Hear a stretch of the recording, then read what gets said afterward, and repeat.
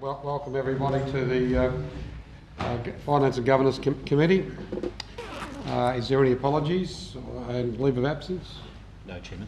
No apologies. We have the Lord Mayor online and we have our CEO online. Apparently the line coming in from Canberra is not the best, so they may both come in and out. So just advising that if you don't see them for a moment, it's probably because Canberra's not paying their internet fees.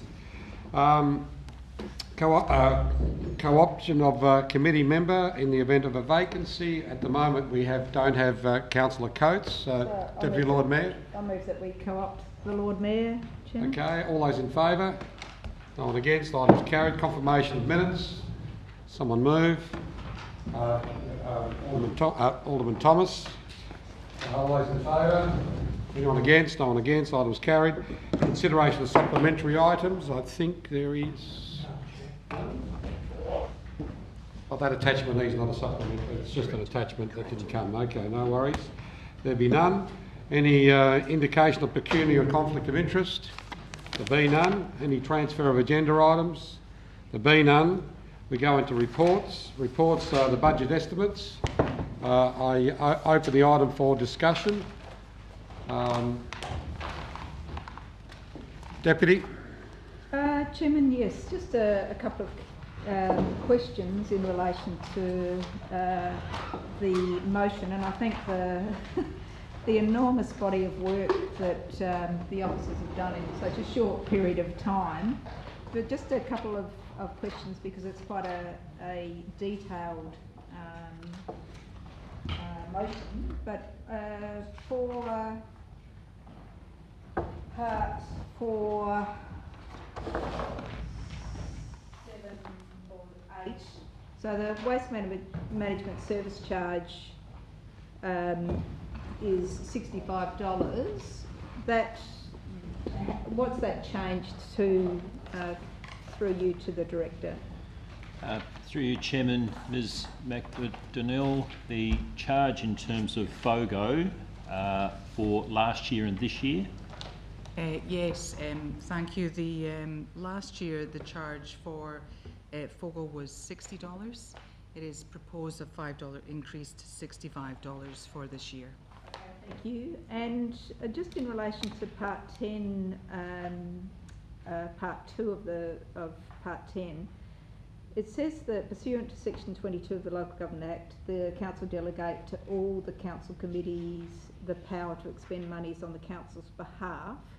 Does that usually go to the Council committee, or is that the Director's responsibility? Certainly, Chairman, the directors do have delegation. I'm not sure if Ms Dixon or Ms McDonnell can help me with that, an explanation for that section of the resolution. So that's 10 Roman numeral 2. Mr Jackson, maybe? Doesn't look like I'm getting any help. Deputy, that might be one we need to take offline and respond. Mr Jackson? Yes, through you, Chair. The looking at the one in Part 10, Roman numeral 1, there's actually also a delegation in there to the Chief Executive Officer, which I think picks up the point the Deputy's making. Yeah, so it's only there is the delegation to officers in that as well. Yeah, I thought so.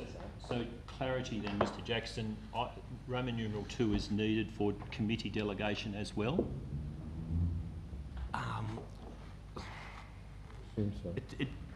Look, yeah, I think you're right. We will have to take it on notice, but it does distinguish between delegation classification 2 and delegation classification 1. I'm just not quite sure what they are. Okay. Look, Deputy, the matter is going to Council on Monday night, so it's been taken on notice, so we'll get an answer before the committee meeting. Thank you, Chair. Is that it, Deputy? For the time being, yes. Okay. Alderman Sexton. Yeah, thank you, Chair. Recommendation 2, new borrowings of $1.5 million to be approved. It's my understanding that we do have substantial amounts of money in reserves. It's also my understanding that we are hoping to spend $70 million capital works this year, but I don't believe for a minute that we'll be able to. which means that we'll continue, almost certainly continue, to have a substantial amount of additional money in our reserves. So my question is, why are we borrowing why are there any additional borrowings in point 2, specifically 1.5 million? Why are we doing that, firstly, and secondly, what interest rate are we likely to be paying on it, and for what period? Chairman, I'll take the first part and defer to Ms Dixon for the second component of Alderman Sexton's question. The intent of, firstly, the $1.5 million is the Council's contribution toward the improvements to the Doon Kennedy Hobart Aquatic Centre, the establishment of the warm water pool. Grant funding has been obtained from the other 2 tiers of government. The $1.5 million is the Council contribution. The recommendation in formulating the budget was that 1.5 be extended over a longer period so it becomes more of an intergenerational debt and does retain Council's positive cash position. Certainly the long-term financial plan does show that in a few years out the Council's cash position does worsen compared to now. So that is the logic behind the borrowing. You're right, Alderman Sexton, if we do not deliver the entire program, that 1.5 million may not be necessary. In terms of interest rates and terms, Ms Dixon, can you help me with that? Through you, Chair, traditionally we borrow over a 15-year term, and we would look to do that should the need for that 1.5 be necessary. The current interest rates, which we would seek to achieve a fixed rate for, are hovering around 2% as a borrowing rate. So at the time we borrow, we'll obviously have to negotiate the market rate with the lender, and that will then seek to fix that for the term of the loan. So just a follow-up question. The implication of that answer is that we're not definitely going to be borrowing $1.5 million, but that we will be borrowing $1.5 million if that money is required. Is that correct? Chairman, that's certainly the budget's been formulated on the basis that those funds are borrowed. Alderman Sexton, item 3 could be amended to say that the Council delegate to the CEO the power to enter into loan agreements to source the above borrowings if required. Well, I'm happy to move that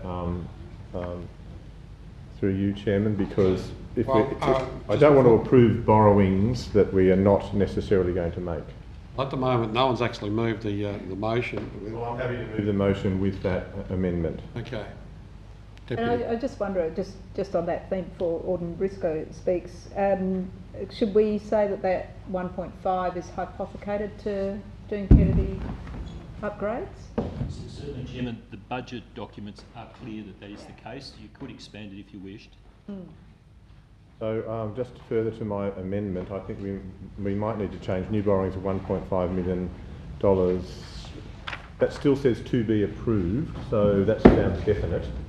So new borrowings of 1.5 million to be available, to be accessed if required. Further considered if required. Further considered if required, thank you. And then the Council delegate the CEO the power to enter into loan agreements to source those fundings if required on the most favourable terms. I'm happy with that. Okay, thank you. Councillor Dutta. Thank you. Thank you, Chair. Just a few questions to seek clarification. With regards to page 31, attachment A, the employee cost, there's quite a substantial amount stated there with regards to wages and overtime, superannuation, etc.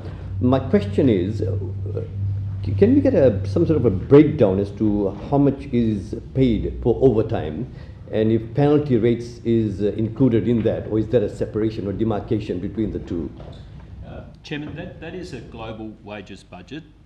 Penalty rates are paid for staff who work outside of normal hours. Obviously, the Council has a series of operations that do operate Saturday and Sunday: the aquatic centre, the tip, the market, emptying bins, cleaning toilets, and so on and so forth. So there is programmed maintenance that requires out-of-hours work that does attract a penalty rate.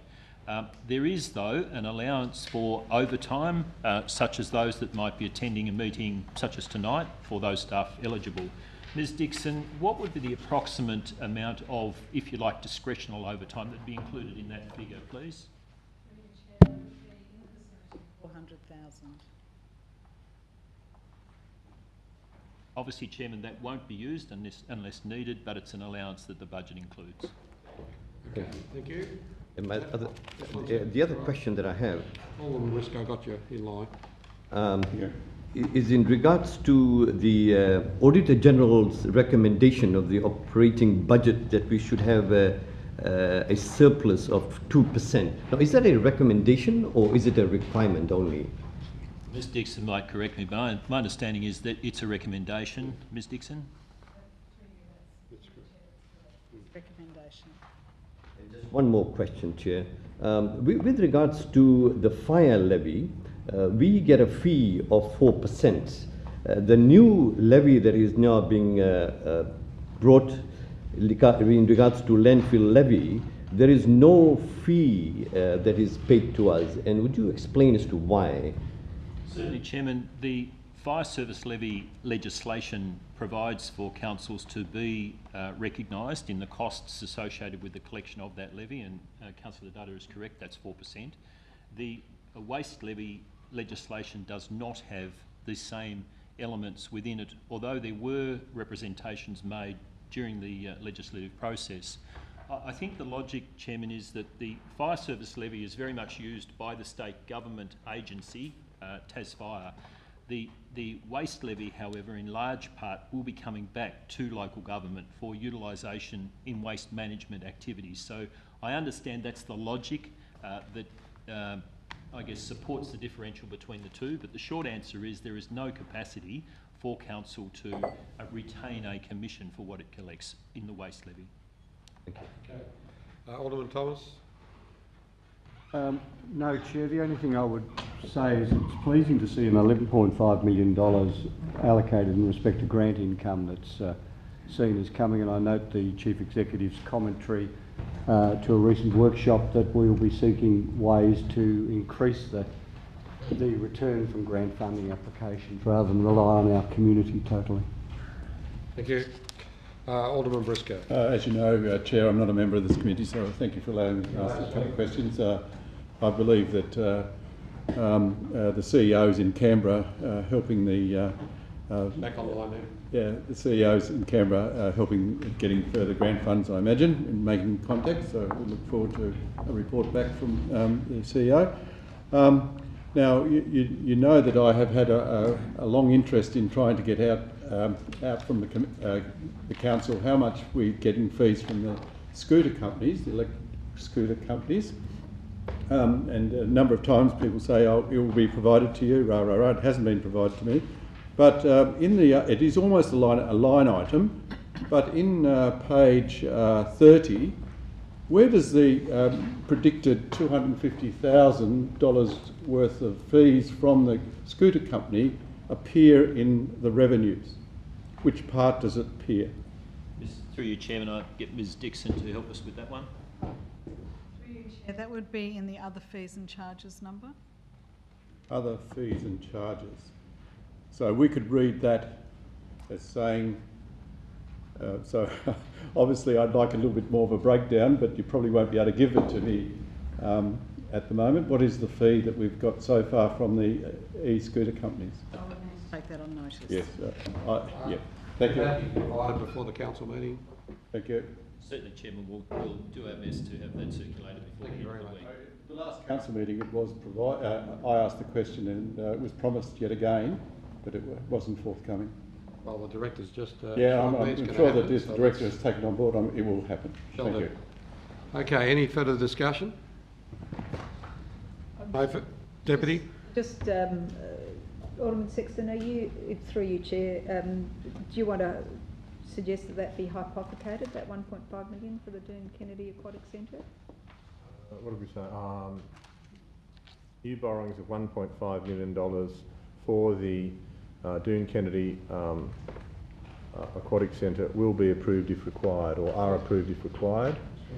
And then Part 3 adds that entering a loan agreements if required, or to source the above borrowings if required on the most favourable terms. Yep, happy with that. Okay, there's no other discussion? I just want to make this point. Can I just make... Yes, Lord Mayor, Chair, absolutely, Lord Mayor. I didn't want to talk after you. I just wanted to make a few general comments, just to commend the budget and the work that's been done on it by the staff, but also, you know, for the elected members that have come along to. I think we've had 3 workshops, so it's been a good process to get to this point. And you know, it's excellent after the COVID experience and all of that disruption and work we needed, I guess, extra grants and concessions we needed to put out to the business community and the general community that we've now, in the year following, we have a balanced budget. We've got a small surplus forecast and still a very healthy budget for asset renewal, largely asset renewal obviously, but also some good new projects with the help of state and federal government. So the rate increase is pretty modest in comparison to some of the other council rate increases that have occurred in the last few weeks. And again, for the average ratepayer, there will of course be some increases because of the Valuer General's revaluation, but it is a pretty modest budget. So a pretty modest rate increase, and really just want to again acknowledge and thank the managers and the directors, because I know they have really worked hard to ensure that every allocation that is in this budget is realistic and modest, and so that we can deliver a good balanced budget this time for this year. Thank you, Lord Mayor. You took a little bit of my thunder, but I'm going to just mention what I want to mention. Look, I had this little discussion with another elected member a little earlier, but on page 26 of the attachment A, it says there a record investment in infrastructure of $72 million. Even though it is, yes, a record amount, it is $22 million that's come from last year's budget, so it's not actually in a record amount in this year's budget. I understand it is a record, but it's got to be taken into context. It's a record amount of money, but it's not all coming out of this year's budget.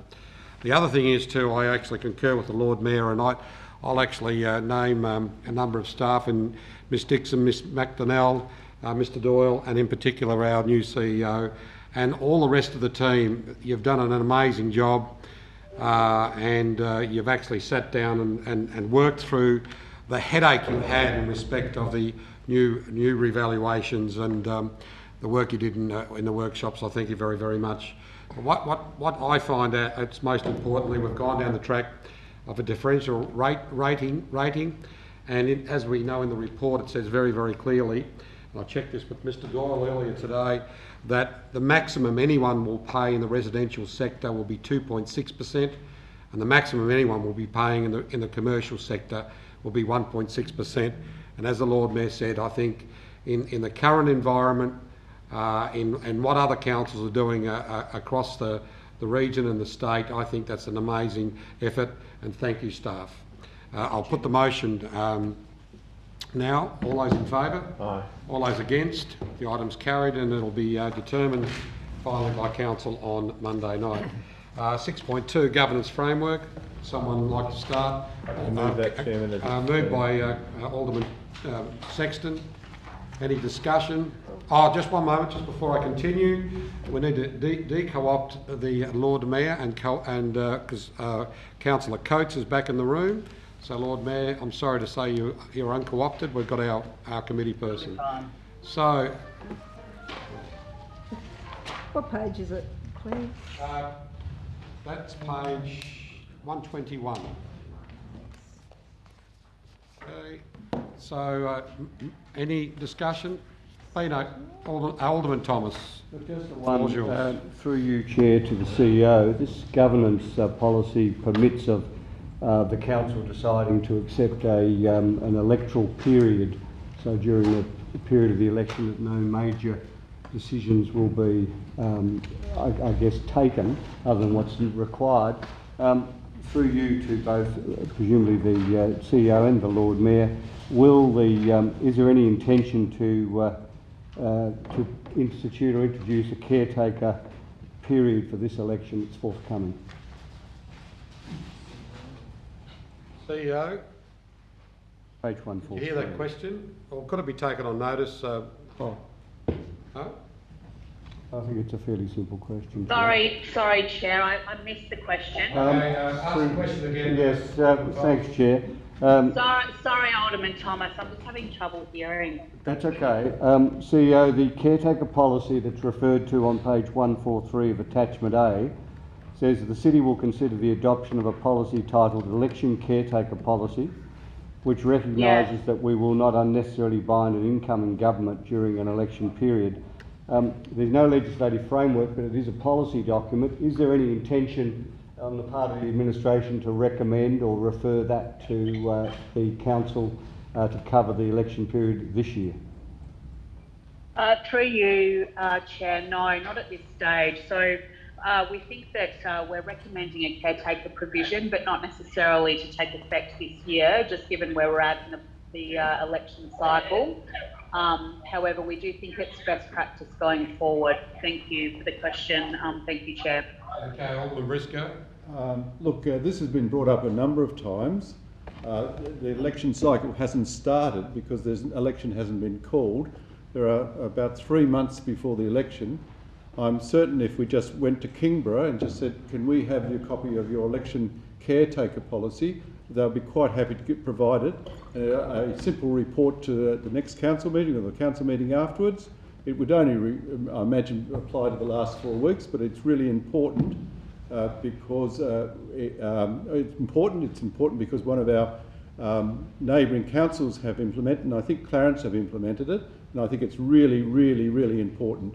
So I think a simple report from the CEO to the council in the next 2 council meetings, within the next 2 council meetings, is quite possible. And I think it's vital. Already the election fever is happening from various members, and I suspect that having a caretaker policy during that is really vital for good governance and transparency and democracy. Thank you, Alderman Briscoe. Alderman Barakis. Thank you, Chair. Look, I must say, great minds must think alike. I've actually got a notice of motion for the next council meeting that we consider this very thing. So it's might be a very what's the word? It's quite a great coincidence that we're all talking about this. But I think on that basis, will the other 2 elected members take on board that there's a notice of motion coming on Monday night? On one that is coming. I already put in a notice of motion about this very thing for next to the council. So I could withdraw the question at the moment. Thank you. Yeah, okay. All right, Deputy. Yeah, thank you, Chair. And I note that Minister Street had sent around with his information Kingborough's policy, which to me looks pretty straightforward in relation to caretaker provisions. Obviously they've done it before, so perhaps we could consider that as part of what we do consider, because I agree with Alderman Briscoe that it is quite beneficial. I don't want to sort of interrupt, but if we've got a notice of motion coming on Monday night, that way there we've got the mechanism in place to go forward with that, rather than sort of try and discuss it here, then we're going to discuss it Monday. Let's leave it for Monday night. So anything else? Be nothing else, I'll put the item. All those in favour? All those against? The item's carried.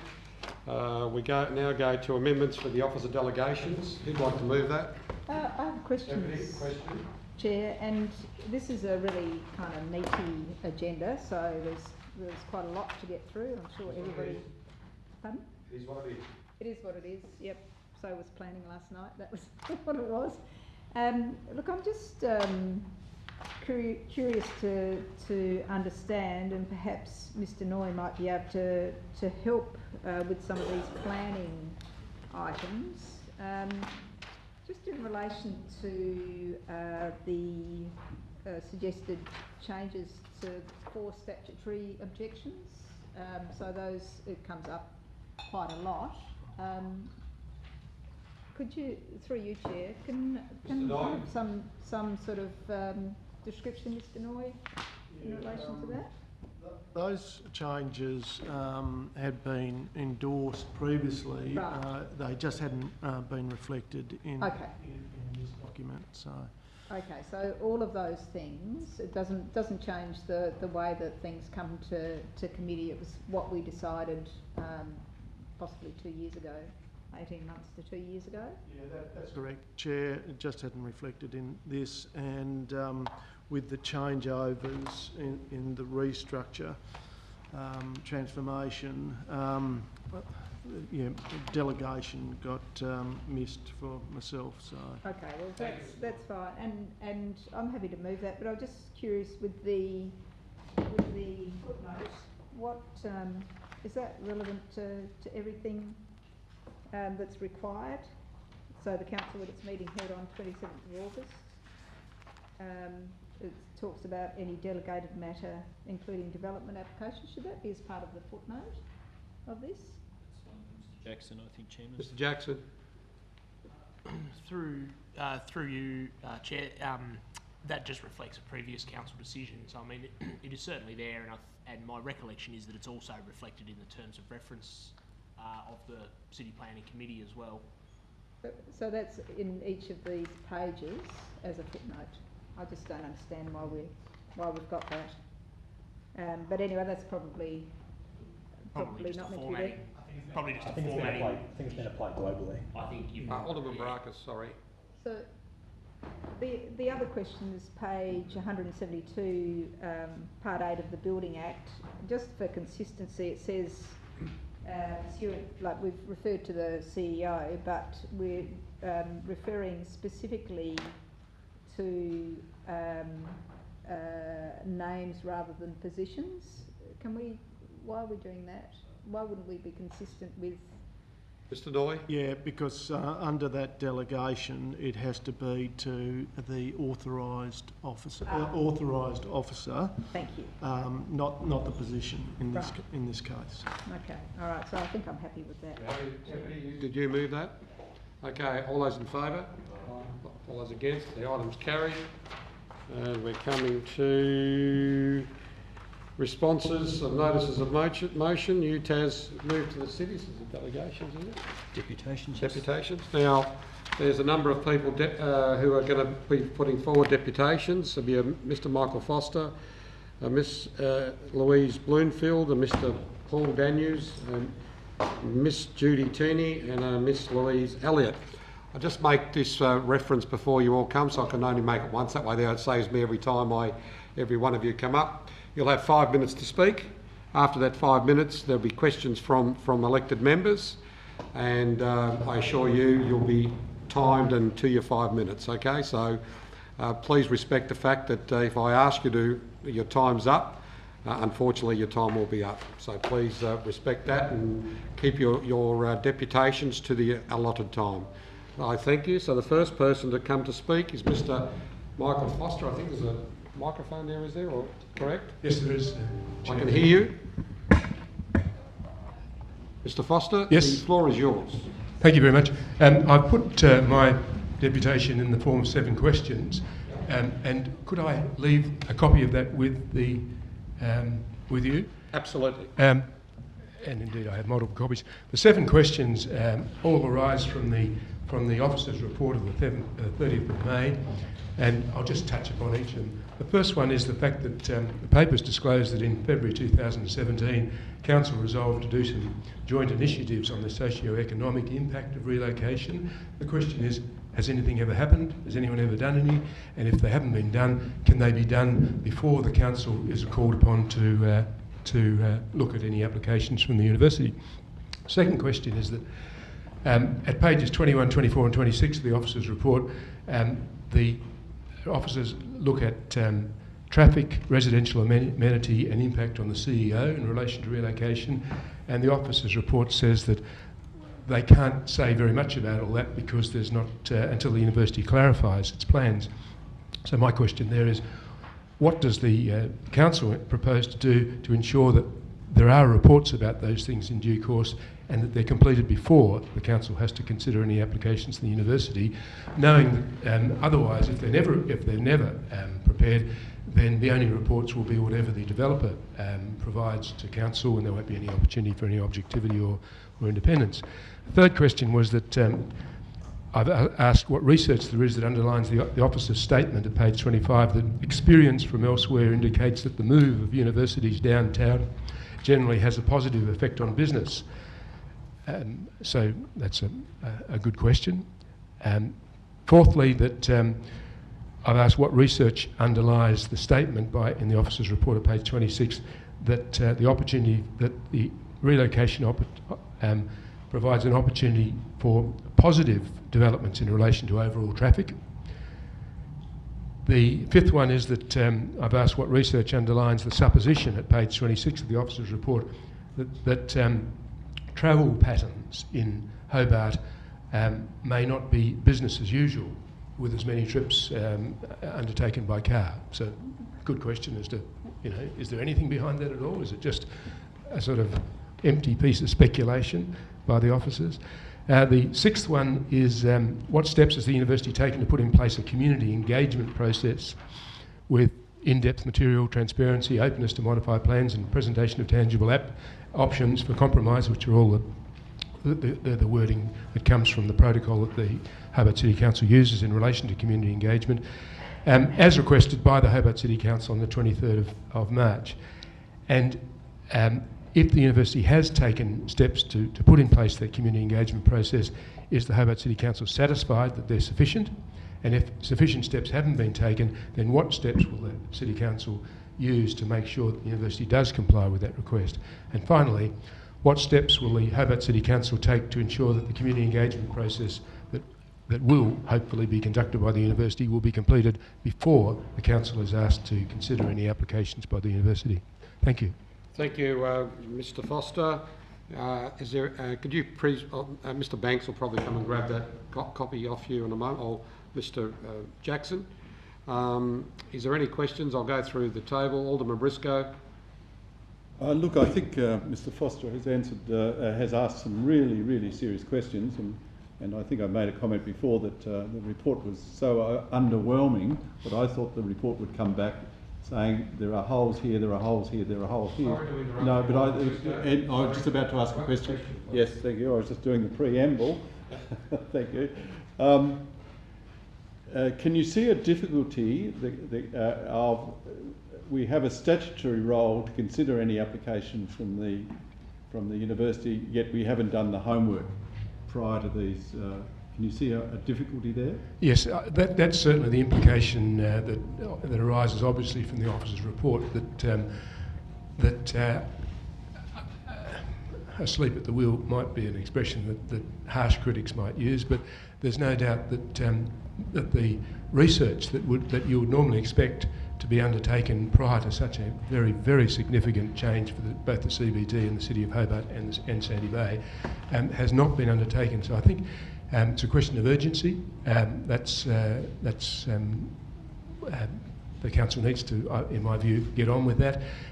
I noticed that the Lord Mayor has, to her credit, publicly called upon the university to pause its Sandy Bay rezoning application while the Hobart City Council, while it attends to the Hobart City Council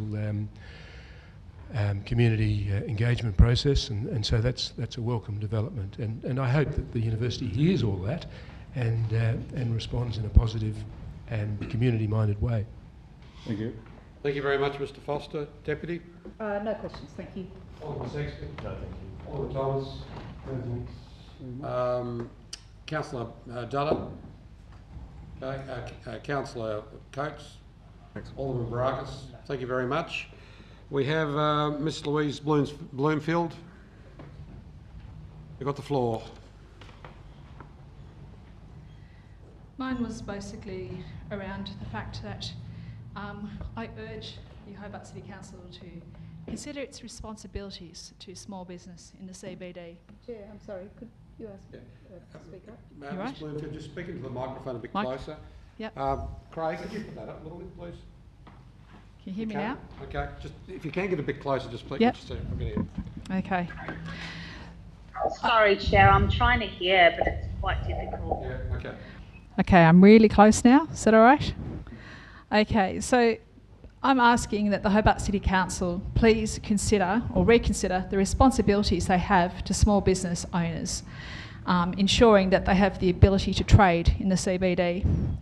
My basis is the reason for the CBD existing is for small business. They create it. They are the reason we have a central business district.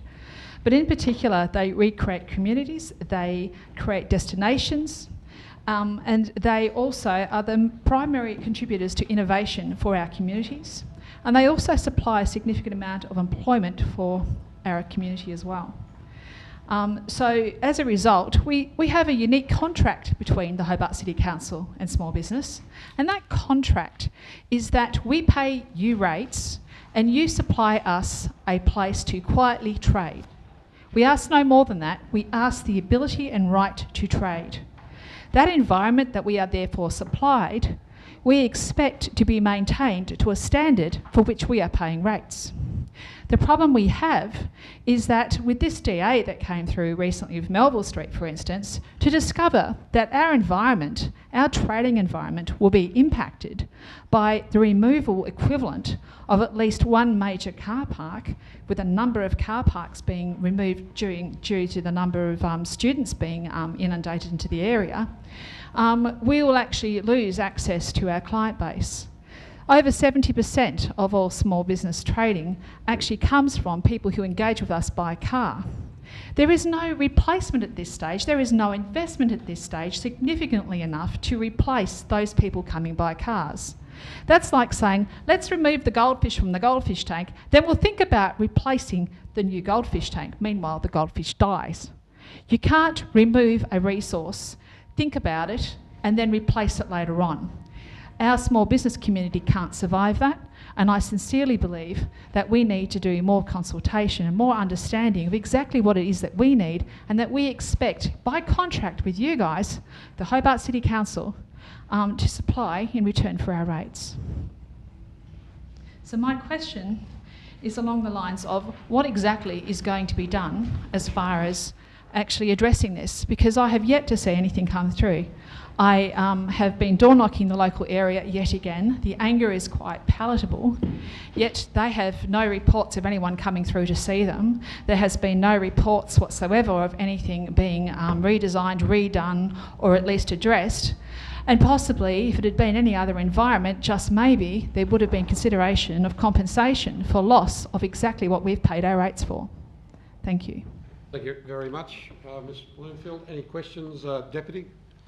No, I think Alderman Briscoe made a lot of the same comments at Planning Committee. I'm fine, thank you. Just I'm questions? fine, thank you. Any questions? No, thank Alderman you. Sexton, Alderman Thomas.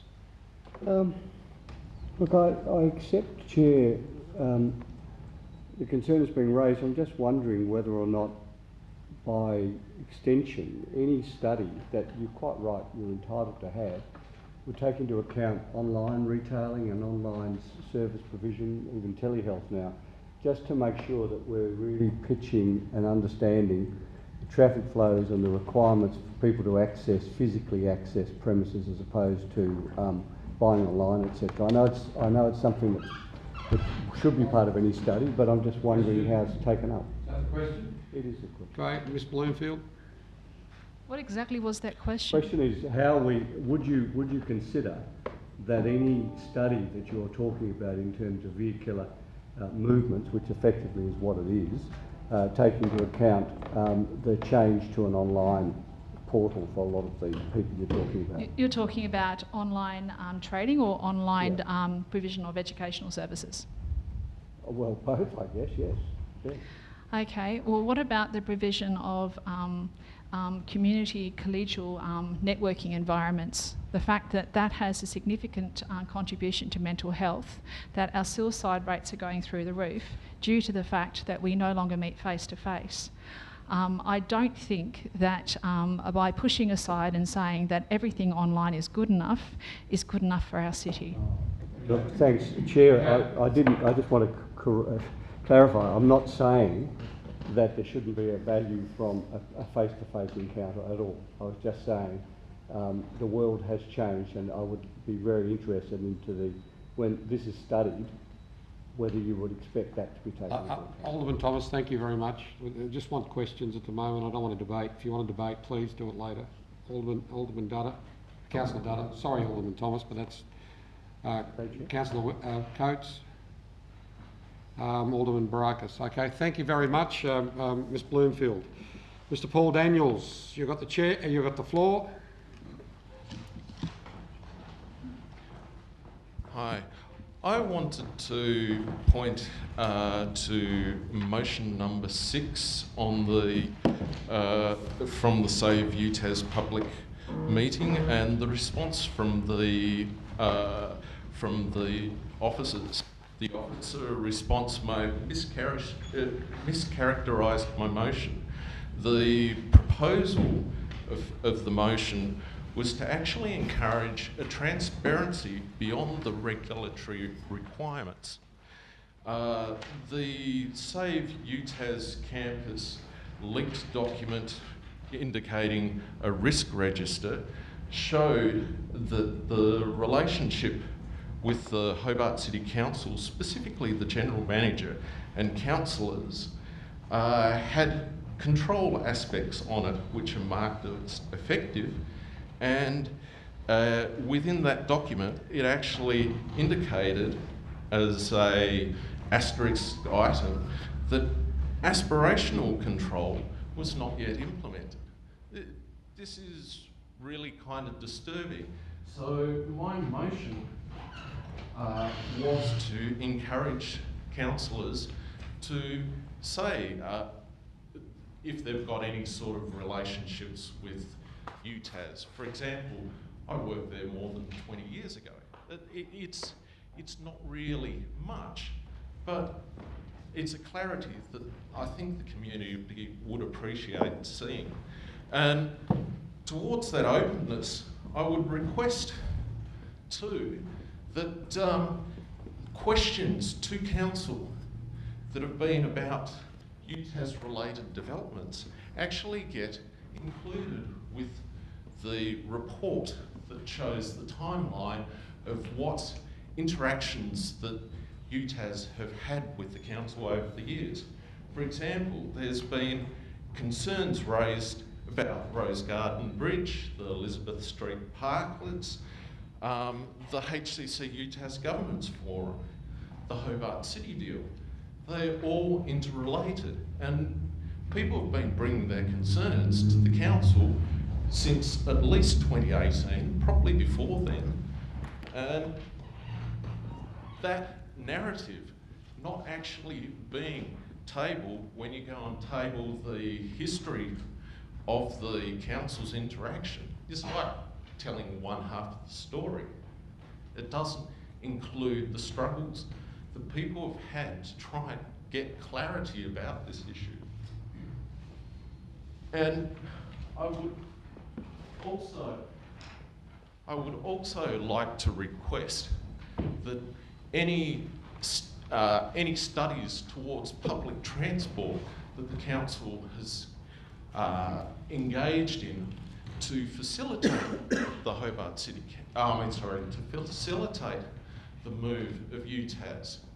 That too is part of the story that we seem to be missing out on. Thank you, Mr Daniels, Deputy Lord Mayor. Yeah, thank you.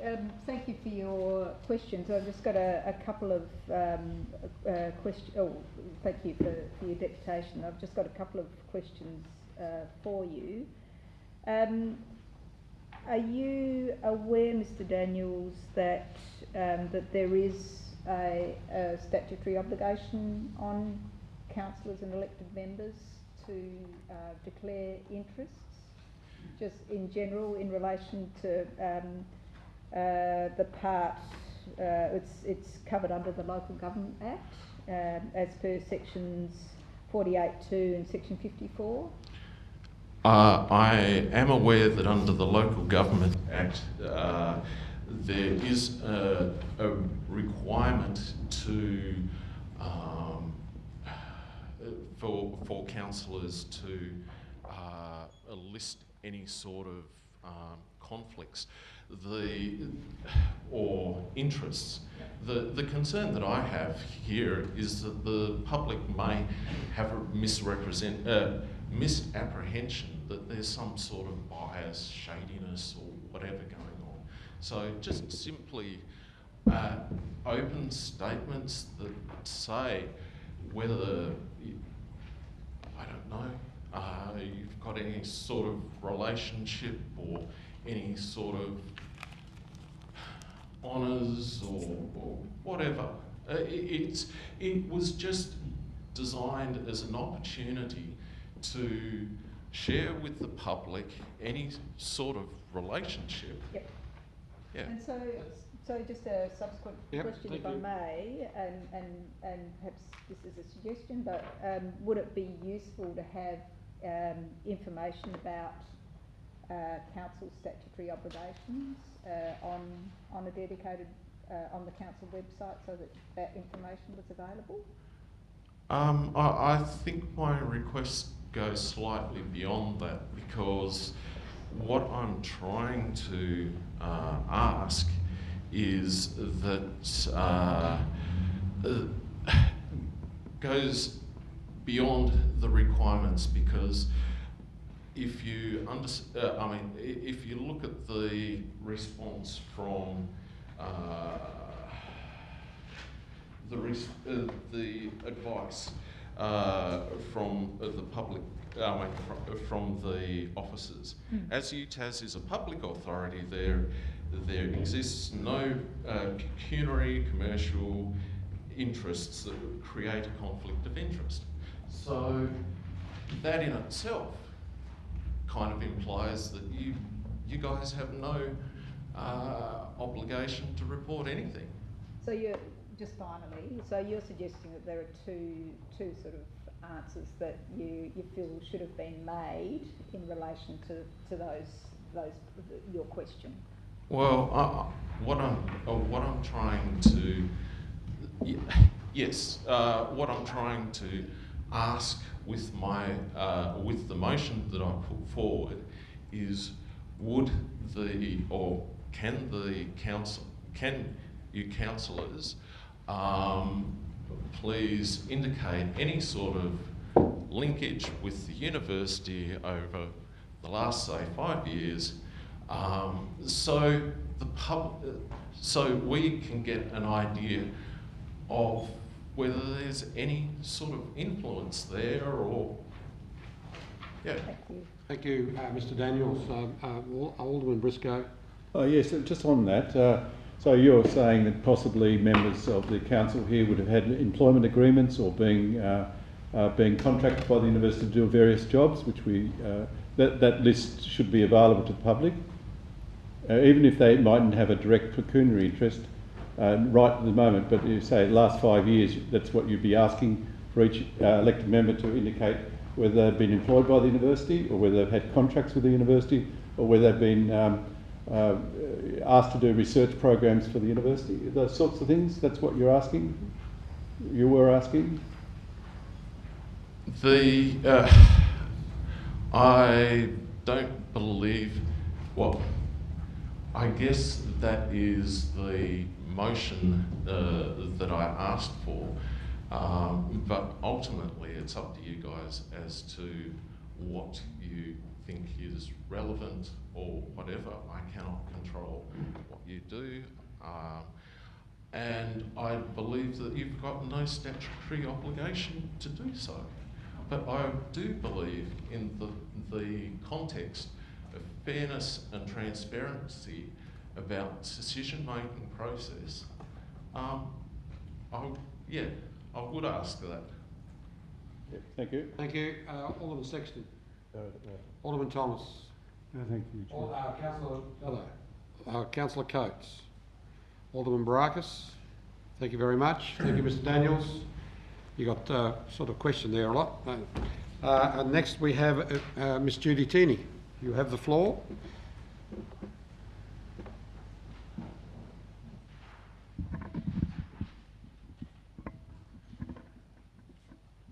quite like the Logies when it went down on its own, wasn't it? So, okay. Thank you. Well, thank you for providing the time for me to address this distressing issue.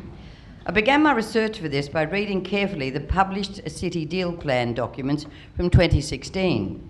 I became increasingly alarmed at the lack of detail provided regarding the Hobart City Council and UTAS joint commitment to the relocation of the university campus to the city.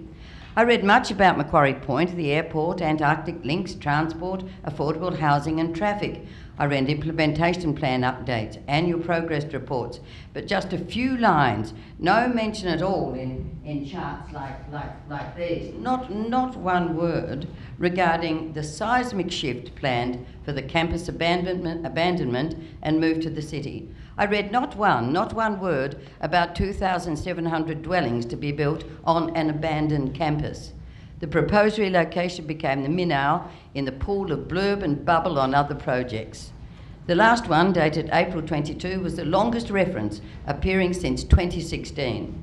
And it said, the University of Tasmania, Tasmanian Government and Hobart City Council have continued to work together to align planning and investment, discuss transit needs and enable urban design to support the transition of the university's southern campus into the CBD. It certainly appears Council is being led by the nose by an unaccountable to the public, law unto itself entity using taxpayers' money and student fees. How could Council approve and encourage, with no published feasibility study, no published costing and no consultation with your ratepayers, a fundamental recasting of the commercial business district of Hobart to change it from a commercial hub into a so-called university town? Such a decision is likely to have profound commercial consequences on the long-term, hard-working small and medium business proprietors who depend on passing commercial trade, not university students. Not only will this redevelopment potentially dramatically reduce commercial scale, but it will have dire consequences so far as parking and the already completely non-functional traffic grid in the city centre. Council has let down your commercial base without any transparent process at all. How could Council approve in principle and encourage, with no published feasibility study, no published costing and no consultation, the most fundamental restructuring of Sandy Bay, Dunurn and Mount Nelson? Council has joined in and encouraged the removal of one of the most beautiful university campuses in the world and a treasure that belongs to Tasmania. It would appear to me to approve in principle a development of 2,700 dwellings on 42 hectares, representing the creation of a new suburb the size of Blackman's Bay. This lunatic scheme, suggested, broadly approved and encouraged by the Council without any proper consideration of the extraordinary traffic congestion, parking and absence of infrastructure. The outcome is Hobart losing one of its most valuable assets. In my opinion, Council betrayed its ratepayers in foisting upon them this dreadful scheme. This seems to me to represent an extraordinary shortfall in the representation of Hobart taxpayers, the city traders, students, university academics and researchers, and the residents of Sandy Bay, Dunurn and Mount Nelson. How could the HCC risk placing in a compromised position the planners employed by the city, who are now in the invidious position of having to impartially assess various planning applications when the employer of those planners has given in principle approval and encouragement, and it appears to me, invested heavily in the decision? How could the HCC, at the time of signing of the city deal, combine with the university in the knowledge that the university had not then conducted proper consultation or published feasibility studies or published detailed financial costings or even completed its grandiose ideas before rushing to encourage such an undertaking? These actions represent a council that is supposedly accountable, acting, in my opinion, in an unaccountable way. Council has combined with the body unaccountable to the tax-paying public to produce a disastrous result. Catastrophic governance that makes the Mac Point fiasco pale into insignificance. I call upon you to release the minutes of all the meetings that the Lord Mayor and councillors conducted with the university leading up to the council's wholehearted commitment to this project. I call upon council to immediately cease any further implementation of this crazy scheme. I call upon you to release any research or considerations the Council embarked upon prior to in principle agreeing to the scheme. I call upon you to tell us what exactly it was Council agreed to when it agreed to the scheme, and how much the scheme has changed since Council agreed to it, and if it has changed significantly, why you continue to agree to it. I call upon you to tell us how Council will cope if this multi-billion-dollar absurd scheme founders. I think the least you can do is to put it to a public vote. Thank you. Thank you. Questions, Deputy? Yes, thank you. Before you sit down, Ms. Attorney, I'm just curious, you talked about a detrimental, or words to the effect, impact on the city's economy. I'm just wondering what sort of evidence you have in relation to that? Well, there's certainly no feasibility study or details that one can really, go into in any sort of detail. But listening to the what I've read over the time and heard discussions within the city precinct of how they feel they're going to be impacted by this is really quite profound and unsettling. Well, did you, Ms. Bloomfield presented to a committee meeting when we were talking about, if I may, Chair, at the City Planning Committee meeting, we were talking about the ex-forestry building, and Ms. Bloomfield gave a deputation, and we also heard from the TCCI, Michael Bailey from the TCCI, and another group, I can't remember who it was, but some representative, and he had a different story. So I'd be interested, if I may, to have that economic advice that you're suggesting if you've got a study. Thank you. Absolutely, thank you. Alderman Briscoe. Thank you, Ms. Tierney. That was very well done. A very good summary. In my researches, and I'm about to come to a question, I haven't actually found the decision that we support the total relocation of the university to the CBD. We haven't had that decision. Have you found that? Yes, I have. I have in the documents I have. I haven't got it with me now, but I do have it. And it certainly says clearly that the council is in full support of this move. Yes. Those statements probably from the Lord Mayor or whatever. No. It was a printed document within. Oh, sorry. Just to clarify. Can you answer the question? Yeah, I just want to clarify my question. It's actually printed in the documentation that's publicly available that I read on all the implementation plans for the university. Yes, I agree. There are documents floating around which suggests, but my view, when I've done the research, is that the council have never made a decision, which is the worrying thing. So if you I haven't found a council decision to say support the university total relocation to the city. There hasn't been a decision. It's just assumed there has been, which is the sad thing about, and you've indicated why it's sad and why it's disgusting, and I appreciate your comments. I'd be happy to provide that. Well, you might laugh about it, but it's sorry, silly. Alderman I'd be happy. I'm chairing the meeting. Yes. I'd be happy to provide, in fact, it's a couple of lines that says pretty clearly that you're totally behind this project. Ms. Tierney, it'd be much appreciated if you actually provided to us to be enlightening for us. I'll have to provide it at a later time, but I certainly will. Councillor Sexton, Alderman Sexton. Alderman Thomas. No, thank you. Councillor Dudley. Councillor Coates. Alderman Baracus, I know you got a question. You go for it, because you put your hand up. Through you, look, on a similar line to the questions that Alderman Briscoe asked, and it would be great, that's what I was initially going to ask, if you could provide that document. Certainly, happy to. I think it's important that we get to the bottom of that and understand. It's just a couple of lines in all of the hundreds of pages that are there, but it's there. Was it in? Question, Alderman Baracus. Was it in I suppose, like a master plan document, or was it actually It was in, from memory, because I read through so much detail, I think it was in one of the Hobart City Deal Implementation progress reports. Okay. Or in one of the Hobart City Deal implementation plans. Yeah. It would have been in one of those that I read it. It would be great if you can provide that to us. I will. Yeah, thank you. Just another question, if I may, Chair. Okay, just one moment. The Deputy? Yeah, just another question. Ms. Tierney, did you, in your research, did you read the University Cities reports back from myself and Alderman Briscoe in relation to the concept of university being in the city? No, I didn't identify that actually. Okay, I might. But I'm happy for you to provide it to me, because I'll certainly take all of that into consideration. But I don't really think it's going to change my attitude towards this. Thank you. Sorry, Ms. Tierney, I'm very sorry. I apologise. I've just got a latecomer coming into a question. Councillor Dutta.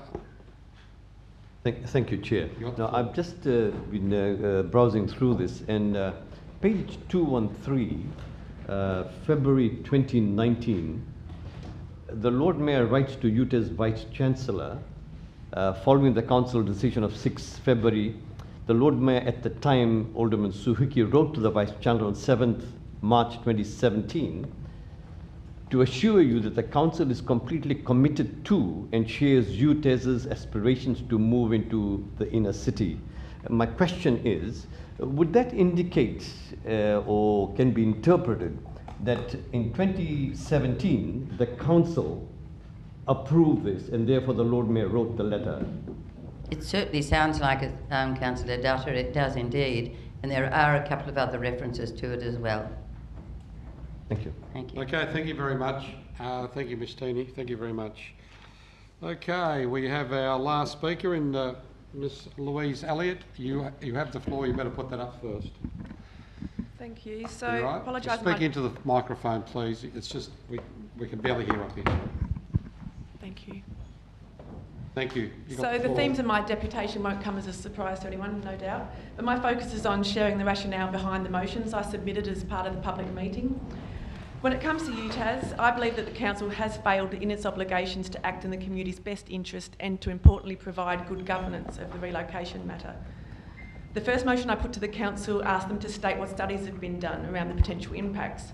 Looking through their hundreds of pages provided, from what I can see, the Council has obtained minimal, if any, independent research into the concept of the relocation. The majority of the information has come from UTAS itself, which means it lacks independence. One independent report is referenced in the 2010 Gill report. This report refers to encouraging more education institutions and departments into the city. I cannot see where it says it proposes a full relocation of UTAS from Sandy Bay to the city. Importantly, the planning process does not provide the opportunity to comment on the relocation concept as a whole, and that's something that the community is clearly desperately unhappy about. Both UTAS and the Council acknowledge that the full relocation and redevelopment of Sandy Bay will have a major impact on our city and community. The Council has an engagement framework and asks the community its views on comparatively minor small things like $5,000 on a speaker's corner. We haven't seen anything similar on the full relocation of its only university to our CBD. It took petitioning the Council for a public meeting for the community to even start to be heard. My second motion requested that the Governance Forum meeting papers be made public. I've been trying for months to access the papers from this forum. Yesterday I finally received a response to my right to information application for the papers, which was denied in full. I understand the reasoning for withholding personal, commercial and confidence information, but zero information was about what was discussed or agreed by Council and UTAS was provided. Nothing was released, not even redacted agendas. This obviously raises the question about what there is to hide and erodes public trust.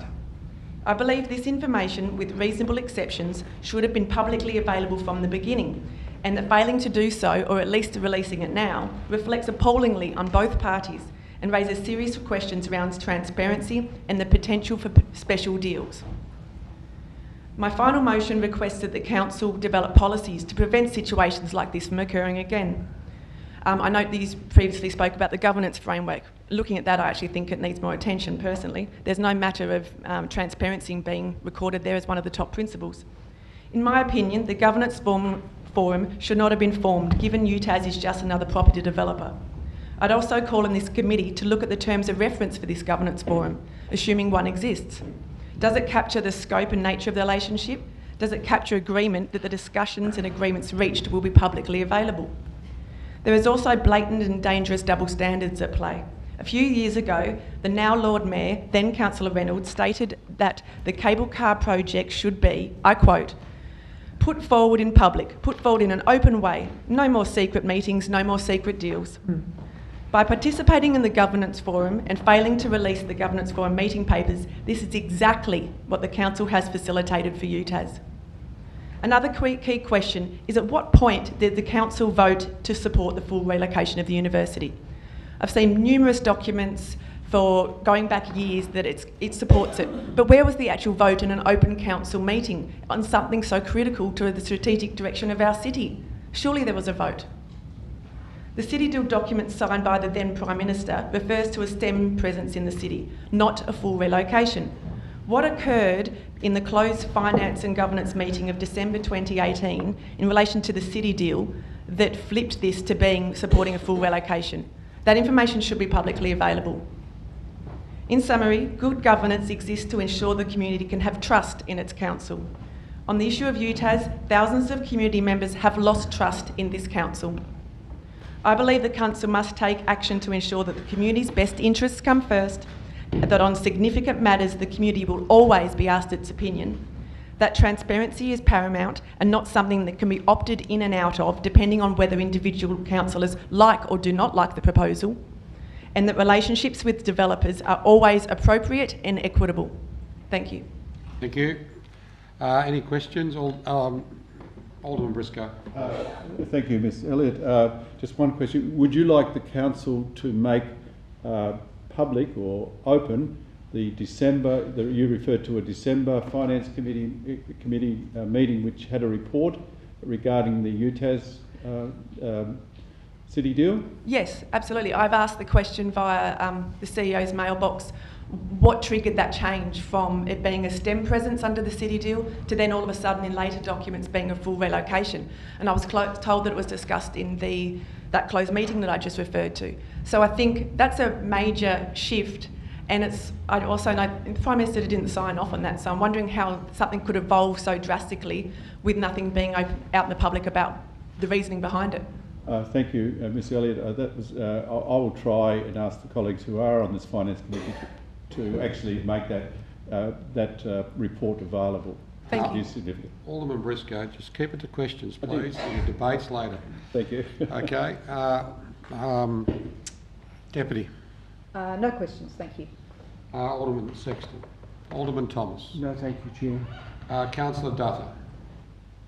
Councillor Coates. No, thank you. And nothing. Look, I actually have I'm just. What is your real interest in so far as that governance forum meetings, in the sense of what do you feel that may or may not be in those documents? Well, firstly, in the context of what we're considering, UTAS is a property developer. So this is therefore closed meetings between the council and a property developer, which if you compared insert name of a different property developer, that would be completely outrageous. So I think that there's been 9 meetings there so far. In the interest of transparency, that information should be released. The forum shouldn't have existed in the first place, in my opinion, but what's been discussed and agreed is paramount to public trust, and it should be made available. Redacted if required. I'll ask a second question on that. So do you feel that the council meeting in this forum would have provided the university with assistance in the process? Is that what you're saying? Or? Well, we don't know because there's been nothing released, so we're left to fill in the blanks. Okay, so just release the information. Thank you very much. Okay, we've had our delegation. Ironically, we've got two items on here. I think we're sort of covering across both items. It's correct, Chairman. I think those providing delegations have raised issues that pertain to both items. So, look, I'm happy to have debate on both items, but we'll take them separately when they do, because we're going to cross over, and I don't want to be stopping anyone from having any discussion or debate. Deputy. Chairman, I also have, which was distributed 2 weeks ago, or at the council meeting, but also redistributed, the alternative motion, just in relation to that. Look, I'd be interested, Chairman, we've had these deputations, which has added more information but also asked more questions. What happens in that sort of governance framework in relation to these deputations? Well, because do they have any weight or? Well, to my point of view, people don't come here to give deputation if we're not going to give them any weight. Might as well have told them to stay home. You know, at the end of the day, we've got a report. We've had members of the public put deputations up to committee. It's up to committee to give it any weight they wish to do so, or totally discount it. At the end of the day, committee will make any decisions on how it moves forward. To my point of view, if committee wants to defer the matter for further discussion, fine. If the committee wants to defer it to go to a workshop so we can actually workshop it, so the elected members can have another discussion, so be it. It's up to the committee. I don't make the determination of the rules. It's totally up to the committee, the committee's discretion on how we move forward. I just wonder if there's any sort of response that the CEO, through you to the CEO, wants to make in relation to some of the comments or questions provided. I'm not sure how the quality of the CEO's connection. Perhaps, Deputy, what I would say is that if committee required officers to provide a response to the issues raised through the deputations tonight, then there should be a provision of time for us to do that. CEO, I'm not sure if that covers a response on your behalf. Did you get that, CEO? I did, and thank you, Glenn. It's exactly the case. I mean, I think there's been a range of issues raised. I mean, I have to say, in the sort of scheme of things, I mean, we've included all of the information in the report that's been provided around the UTAS move to the city, and over 10 years or so, that sort of chronology of different things that have occurred over that period of time. In regards to the meeting notes, I mean, I think I have to just reiterate again that that's actually, as a result of the legislation in Tasmania, it's not a council decision as it relates to the provision of information. It very much is in accordance with the legislative requirements around RTI, and the fact that all parties have to agree to the release of that information, and it's been clear to us that the University of Tasmania haven't agreed to the release of that information. So I just think we need to be really clear about that at this point. And I just point you all elected members again to the chronology that's been prepared around these changes to UTAS over a really extensive period of time. But look, I'm more than happy to take any questions on notice. It has been hard to hear, and I'm really sorry about that. I've not had great internet coverage whilst I've been here, but I'm happy to respond to any specific questions. But as Glenn said, we're happy to take any of those matters on notice as well. Thank you, Chair. Very much appreciate the opportunity to address the committee. Thank you, Deputy. Thank you. Look, I think just going to the public meeting, because that's what the motion is, or the motions are about, I think it was a really useful and instructive thing to do, as public meetings are. It's a really important part of democracy, and at least the Act allows that. I feel that, and this is going through the alternative motion, if I may, Chair. We haven't got copies of that. Yes, I have sent them to you. No, I haven't got a copy in front of me. Well, I've sent them, it was from the last have we got copies for everybody? It has been sent to all elected members.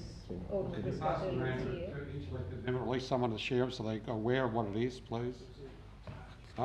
It was emailed today, wasn't it? Emailed today. Well, I haven't received it, sorry. Chairman, if I might say, it was the same that I put to the council when we were first discussing this, but it was put off. I appreciate it might have gone to council 2 weeks ago, but I doubt very much any of us kept it. If you can just hold off for a moment for Mr Jackson to get a copy of that, it'd be much appreciated. Okay, well, I'm quite happy to do that, but I'd like to move that. Yeah, you will. Alderman Briscoe. Look, the Governance Committee, and I was part of the decision to set up the Governance Committee, we filed to have a terms of reference. We filed to have a reporting back mechanism, and we failed to make sure that minutes were available. We failed. I managed, as people know, I managed to get a copy of those minutes, the 9 meetings that I was informed happened. I'm not allowed to talk about it because I had to sign a confidentiality agreement. Members of the public should be entitled to see a Hobart City Council governance committee set up by council, and the reason why, the significant reason, because I've seen the reasons why that they weren't provided to members of the public, and I think the Mercury also put an RTI in, a right to information in, and they were refused as well. The reason why they were refused is because the university said they shouldn't be made available. I can't see, and I'm not allowed to say anything about, I better stop saying, but I believe they should be available. The university should be pressured to allow them to be available. Another person in the room did attend those meetings as part of that governance committee. The Deputy Lord Mayor knows what's in them.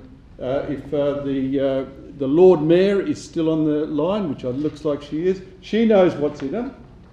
But I think apart from those 3 people and the CEO, none of the other elected members know, because there wasn't any reporting mechanism back to council. So I think that's where we failed. While I've got the floor, the chronology is not a good chronology.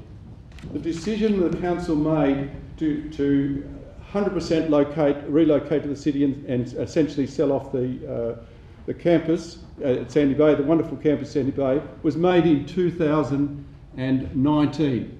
The Deputy Lord Mayor and I went on that trip to Europe in 2016. At no point in that trip or up till 2019 did we know the university was going to make a decision to relocate.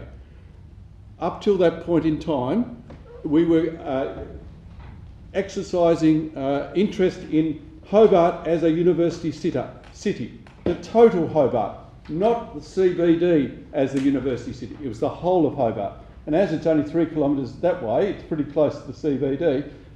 No way, my comments when I returned from that trip were indicating that I supported a total relocation of the university to the city. And I know the Lord Mayor has said in her newsletter, the only mention of an elected member in the 60 editions of her newsletter ever meant, saying it's my fault.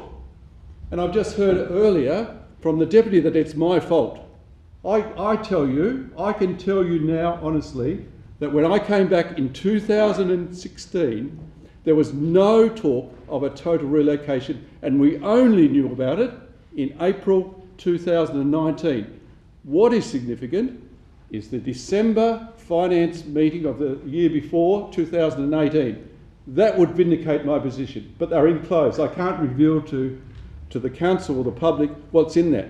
So I would hope that the appropriate finance committee meeting prior to us signing a city deal be made public, and that would explain how we've got into this mess, because it is a mess, it is poor governance, it's a mess, and we've let it happen. We've let it happen, and as a community has brought to our attention that it is a mess, and we should stop. We should immediately stop any relationship we have with the university in the terms of the university property company, which is a major developer. I think we should stop. But anyway, I'm not a member of the committee. I can't move anything. I think the Deputy's motion here doesn't tell the full story. There's no motion at this point in time. Oh, well, proposed motion. No. And I think we should leave that until we have a workshop about it or we have a discussion in council. Thank you. Deputy, I'll get to your motion in a moment because you're going to be most likely going to move and speak to it. So I just want to hear from Alderman Barakis. Thank you. Look, I've got a fair bit to say on this, but I just want to start, before we've got any motions live, with some questions, because I think it is important that, you know, whatever people's opinions on the UTAS move are, that we do have a proper awareness and public awareness of what's led to this situation and the transparencies and all of that. So I've got a question.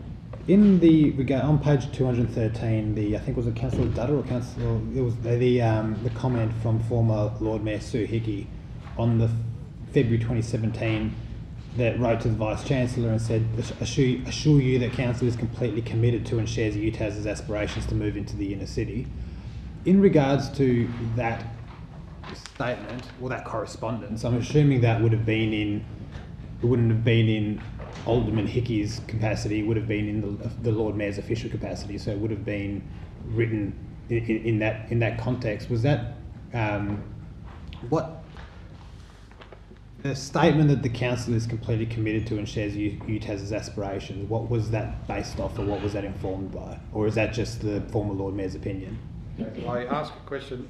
Could that go to the appropriate officer? Was it a council? I think what you're asking, Alderman Barakis, was it an official council decision, or was it the Lord Mayor making reference? Is that what you're asking? So I'm sorry, Chair. Yes, yeah, it's a question, and you can take it on board.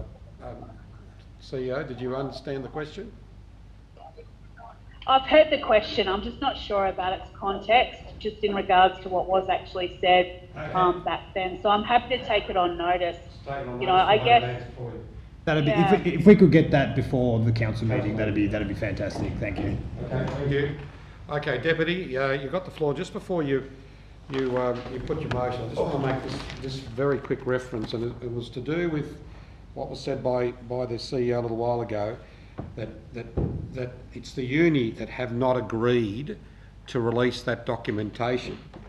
Based on that, have we officially, this council officially written to the uni seeking that?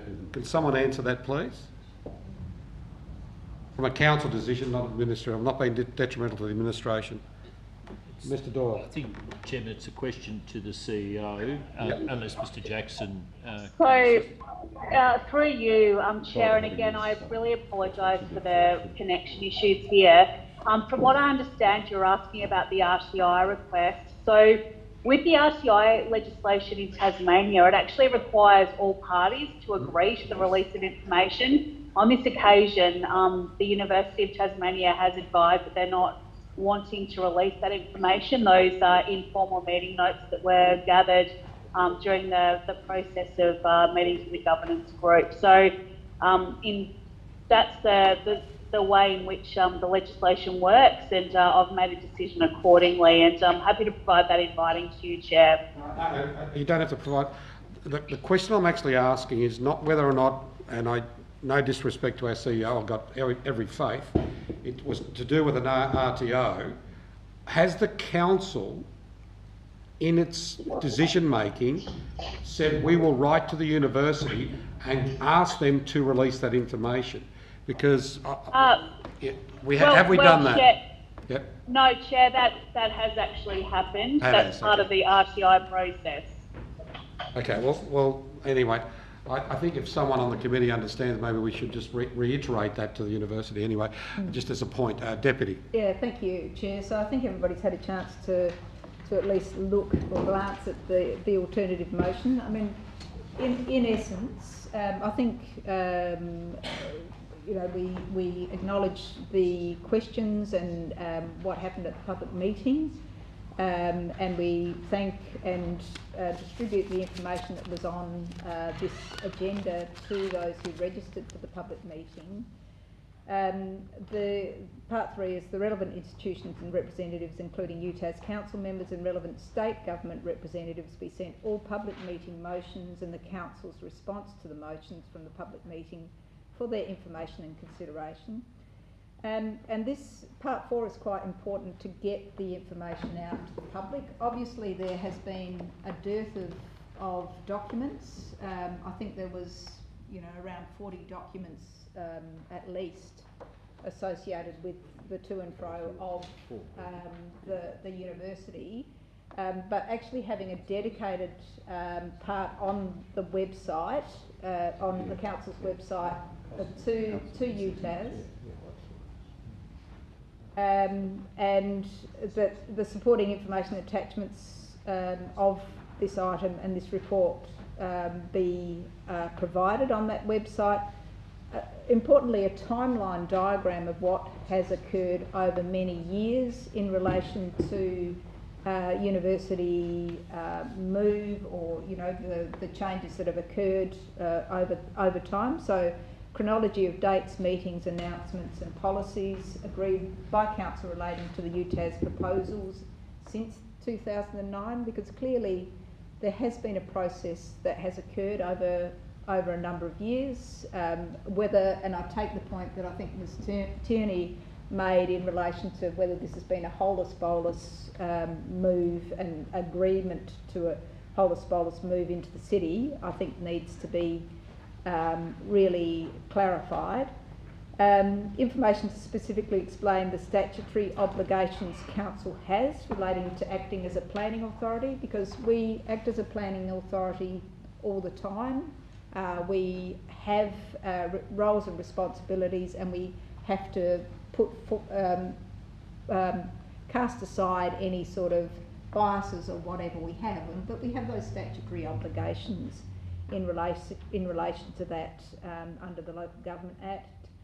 And the CEO consider any other communications that might help the public's understanding of the roles and responsibilities of council in this matter, so providing that information.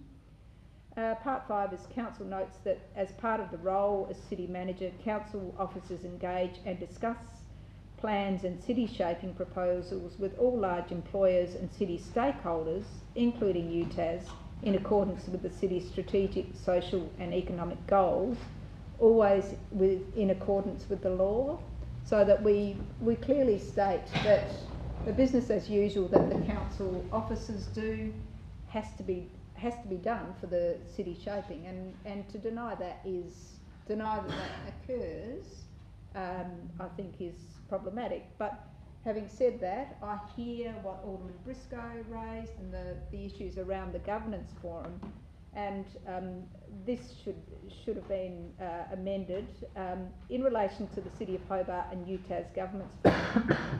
Council notes that the governance forum, established by unanimous resolution of the council in 2019, has not met since September 2021 and not since the release of the Sandy Bay Master Plan. But that instead of Part B, it's a referral to the terms of reference, but I think that we should disband that governance forum. So that would be Part B, that the governance forum is disbanded.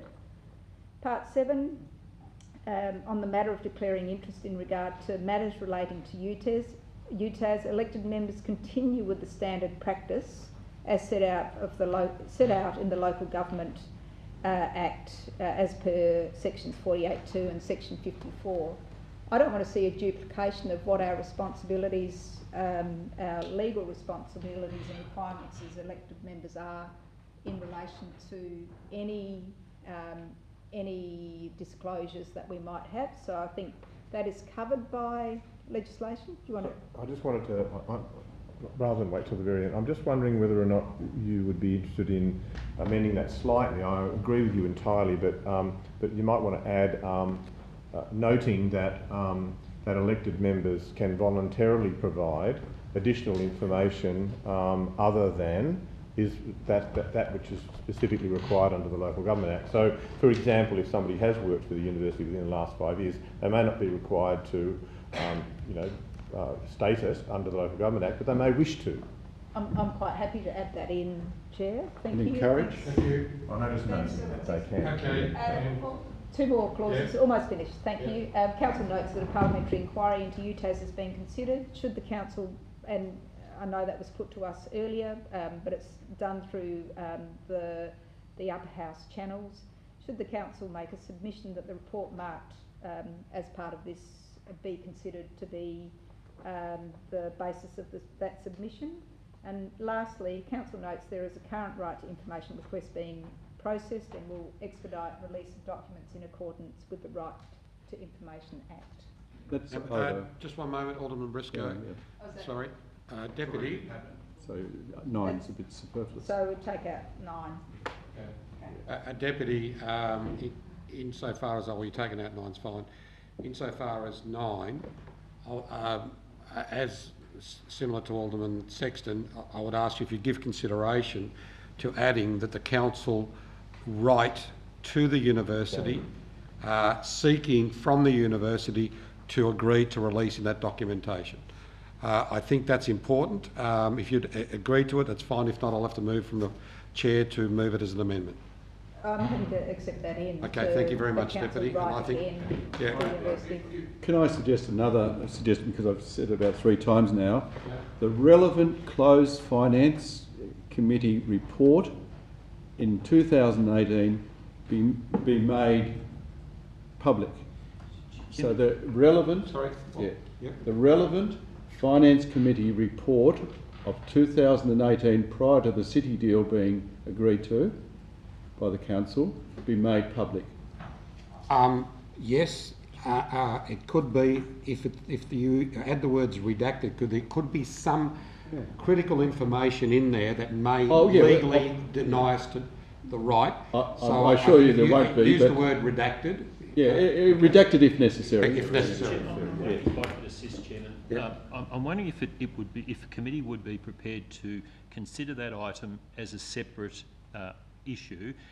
My strong advice to you would be to seek qualified advice prior to making that determination. Alderman Briscoe, I'm happy to take that separately based on that advice, because we might look. I think we need to ensure that we're doing it right. Okay. I'll take it as a separate motion. Okay, not a problem. Okay. Subject to Chairman, just by way of clarification, my understanding is there are 3 modifications to the draft that's been circulated, and as I understand, moved by the deputy. Subject to advice. Yeah, subject to advice. That is section 6B, which now reads that forum be disbanded. Number 7 is amended that says, noting that elected members can voluntarily provide or disclose associations with UTAS if they wish. And number 9 reads that the council write to UTAS seeking approval for the release of the relevant information. That might be tidied up. The relevant notes from the Governance Forum. Notes from the Governance Forum. It might, Okay. So could be put up with the everyone is clear? So, Chairman, just if I can, and then I'll be quiet, is it the committee's wish that this alternative motion moved by the deputy in fact replaces 6.4, 6.5? Just so everybody's clear, we're taking 6.4, 6.5 together. This motion will be the motion for both of these going forward. So when we go into council, we will have one item with these two combined. Okay, everyone clear on that? Yes. Okay, thank you. All right, now any discussion on the motion, please? I think it's a good motion, Chairman. I agree entirely. Congratulations to the Deputy for taking the time and effort to do it. It covers virtually everything that that has been raised. Obviously, it hasn't been as specific about certain things. For example, I desperately want to know what agreements exactly the council has made, not agreements, but what decisions the council has been made, because I was on also of the understanding that we'd agreed to a STEM move. I wasn't aware at the time that we made various decisions that would mean the closure of the campus. As I've said repeatedly to 2 different Vice-Chancellors, I attended both the University of Melbourne and the University of Tasmania, and the point of difference in the University of Tasmania was the campus. It was a smaller university, but it was a pleasure to be a student. Sun on your back, smell of gum trees, etc. That just doesn't happen in the big city-based CBD campuses. And it does affect your mental health, and it does affect your well-being. And it made me feel good, and I loved being there for that reason. And I've told 2 Vice-Chancellors that, and I've said I do not understand why you want to destroy what is the significant major point of difference between this university and all the other universities that students can choose to attend these days. So I would like to know what it was exactly that we as a council agreed to, and I'm hoping that, that the Deputy's modified motion, particularly 4B, where it says a timeline diagram outlining the chronology of dates, meetings, announcements and policies agreed by council relating to the UTAS proposal since 2009. Decisions? Yeah. Could we add decisions and policies and Briscoe, please. I just a suggestion. No, actually, look, that's a good point, Chairman, so we probably need to amend that if the deputy is prepared to accept yet another amendment. Policies and decisions agreed by council. Yeah, that's fine. Happy with that? Yep. Look, the reason why I think that there are people at the back trying to listen to what we're saying here, and if we're crossing over... Sorry about that, Chair. I'm just saying, if we're crossing over, it makes it difficult for people. That's all I need to say. Thank you. Councillor Data. Thank you, Chair. I want to, first of all, commend Professor Pam for bringing this to the forefront of the community and the council. And I want to thank everybody else who have participated as community members. And I think this is a very healthy democracy, and we as councillors ought to be challenged with the decisions we make. So I thank them for it. I want to thank the staff for what they have provided in the documentation. That's very lengthy, and there are a number of facts for me when I read it, especially in February 2017, and I want to restate that, and this is my interpretation of it, that following the council meeting... Sorry, keep on going. Sorry.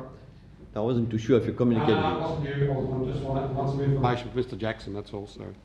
Yeah, it states very clearly that following the council decision of 6 February, the Lord Mayor Suhiki wrote. So all what I want to know is to know what was that decision of 6 February.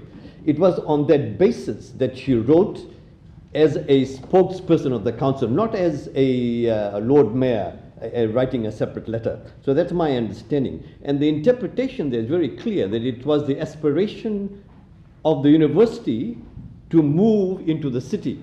So what I am saying that there is very clear for me, before some of us came into the scene in 2018, it was all already stitched up, as it were. That's how I read it, but I'll have to look into and analyze it further. Thirdly, what I want to say is I must congratulate the deputy for the way you have put all these points together. It's very detailed. It has encompassed and taken into account all the points made and the concerns of the community. And so therefore, I am very pleased that we have something substantial. Thank you very much. Alderman, Councillor Coates, then Alderman Briscoe.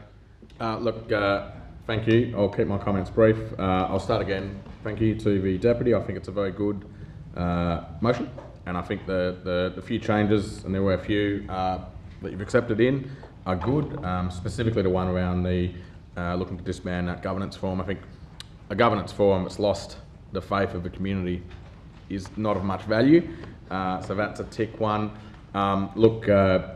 It is interesting, like Councillor Data has mentioned, in going through the chronology, and I think some of our deputations, but also Councillor Briscoe, who's better informed me, that it's interesting when you read the letter that was sent saying all that, that 2017, saying, well, we are supportive of the move. Obviously, if you just read it without any context, you'd think, oh, the decision was made. Luckily, you can go on the Hobart City Council website and look up the minutes and the resolutions from that council meeting. In that council meeting, the resolution doesn't say anything about supporting the whole move and disbanding Sandy Bay campus. It talks about the resolution coming out of the visit to the other universities conference and study tour.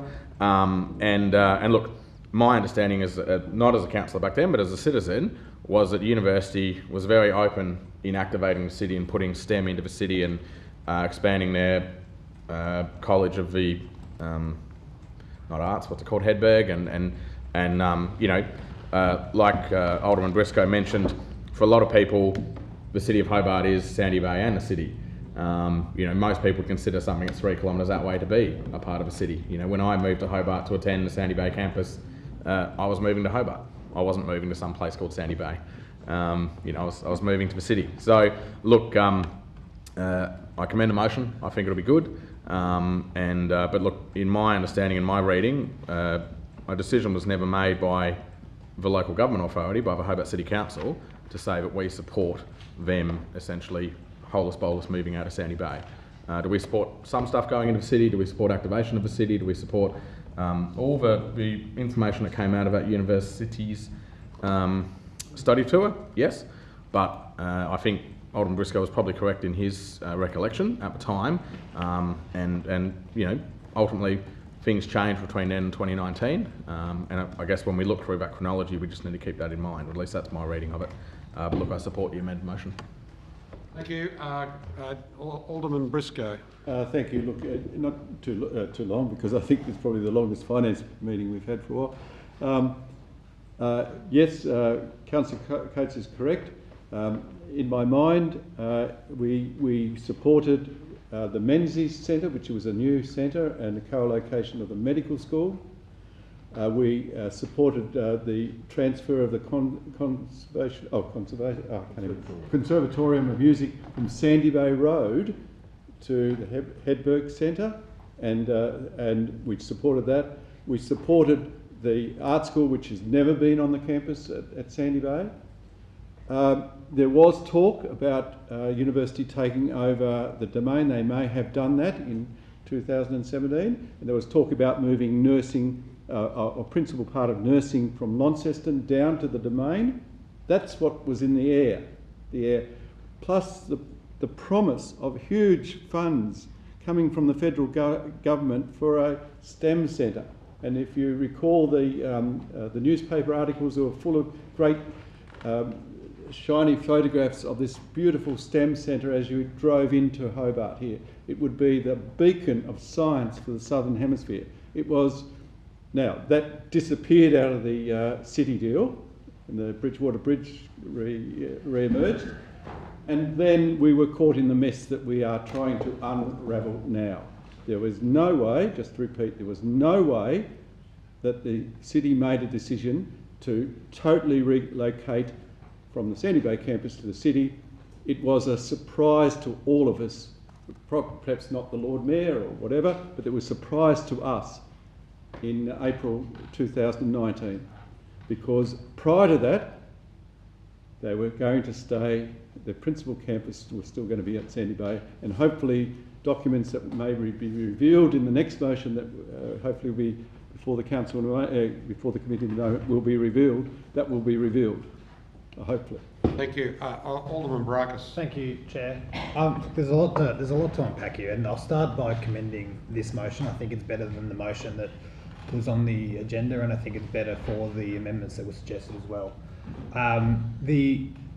Look, I think one of the issues is, and it's been said before, and I think it's been acknowledged by all parties in fairness, but it bears repeating, that council's in a difficult position here in that all of the main elements of the university moving into the city are planning decisions, and we are going to have, regardless of personal opinion, we are required to assess these planning decisions as per our statutory responsibilities.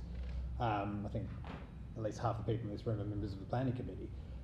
So it's difficult for us to, you know, many of us might share concerns that are raised, but we will still have to exercise our statutory responsibilities whether we like it or not. And I think that's an element that does bear repeating. But I think this whole university issue is a symptom of a larger problem. We did hear during the public meeting, there was obviously concerns about the move itself. There was also concerns about the governance of the university in how they handle issues with staff and students and academic freedom and other issues. And my concern would be, and this might be something that the LegCo committee, where it does appear that it will be looking into, as to how is the university to be held accountable in any way, because it doesn't seem that it is at the moment. But that's not something that we really have any influence or power over. On the issue in front of us, and like Councillor Dutta, there's many people, and there's 3 of us here and another 2, I think, that weren't here when any of these decisions were made. So we only have the information in front of us, or that's been provided to us, as background, and many people in the public that have concerns about this don't have this knowledge of what was going on that led us to this position in the first place. And I think it's really important that for those that support the move, for those that don't support the move, that we do have a proper and fulsome understanding of how we've arrived in this situation.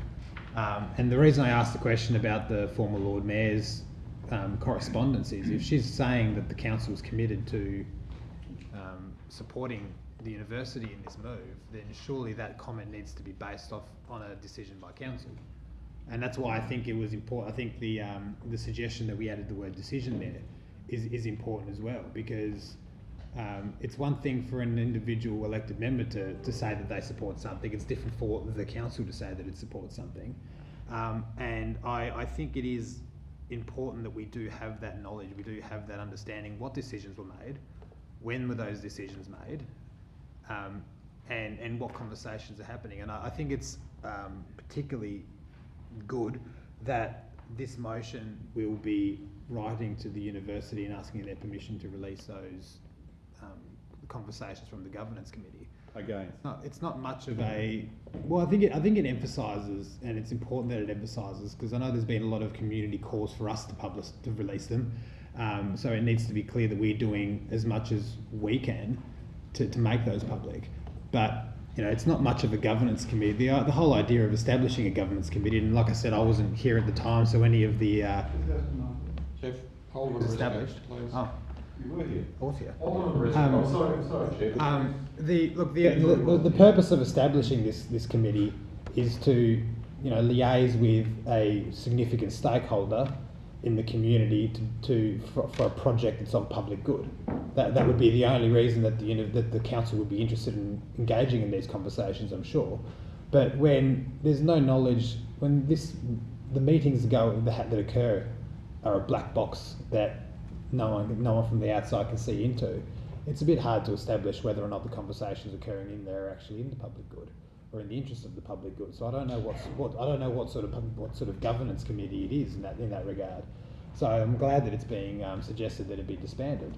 We have the comment was made that for all intents and purposes, and especially in this context, the university is a property developer. Sometimes I worry that they're more property developer than an education institution, but for the context of the move, they're a property developer. If this was anybody else, the idea of having secret meetings would be an appalling thing.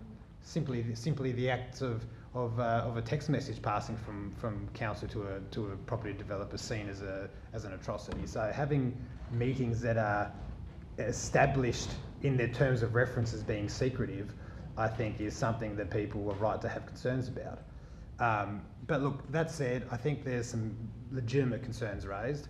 I think us as councillors and aldermen are in a difficult position in the way that we have to assess the individual components of the move, given that they're all planning applications. But we'll have to deal with that as they come along. And the issue of conflicts of interest is one that, yes, it is upon every elected member to use their own discretion in what's appropriate to disclose. But I think with the comments that were made by Mr. Foster, that about that documents that were leaked that were implying that there was a expectation of control within the council is one that I think is highly concerning. I'm not putting that on any elected member here directly. The comments themselves are concerning.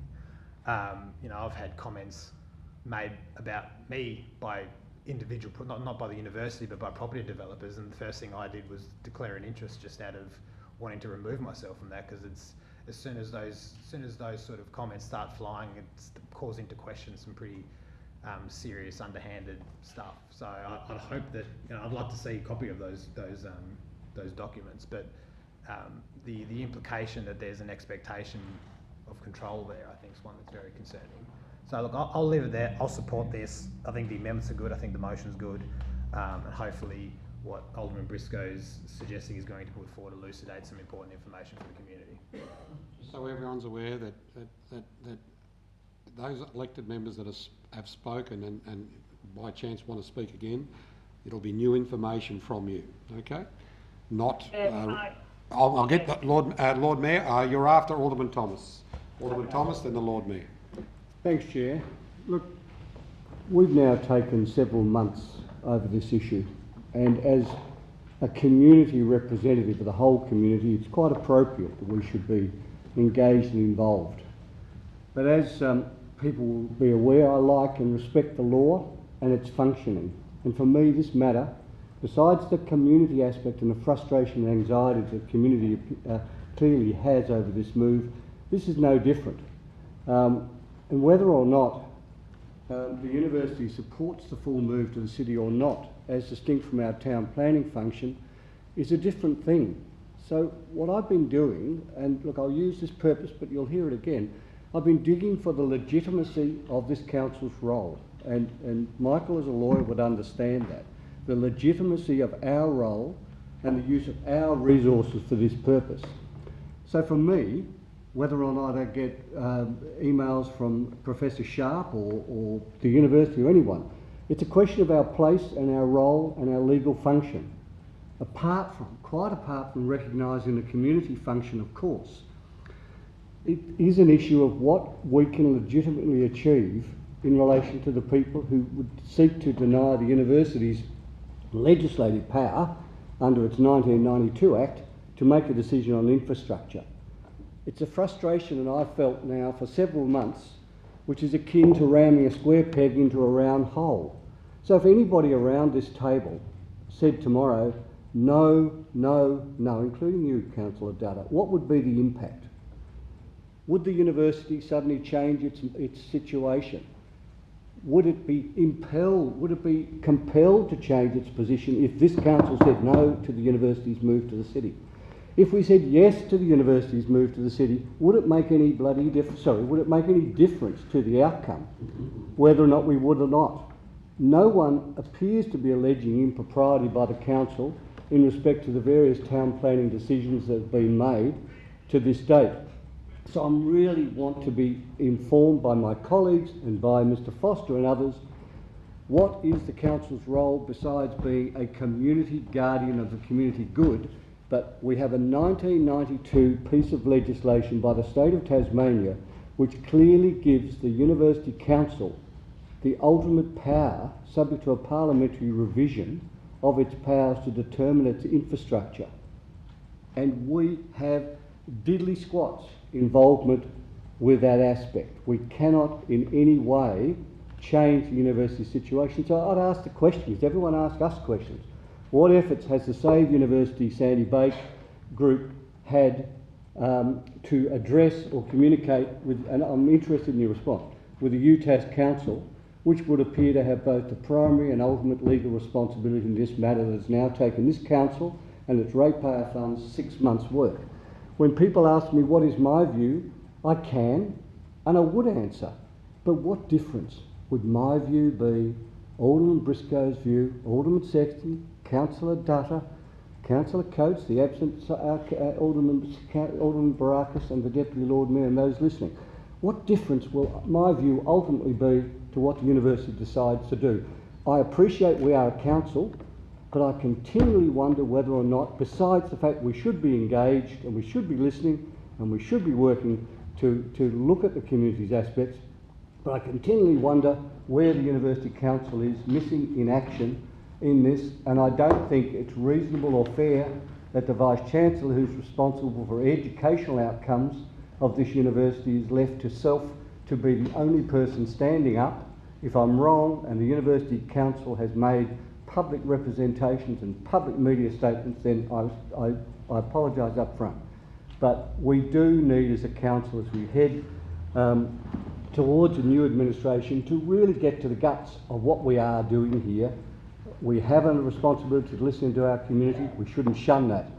But we have no legal responsibility that I can determine in this matter to stop or start or influence the decision to move to the city. So we have no legal capacity here, folks. Thank you. Lord Mayor. Thank you, Chair. Yeah, I think the Deputy, thank her for the motion, which is very comprehensive and certainly a very, very good improvement on the recommendation, which was just very, way too limited, I think. Look, I think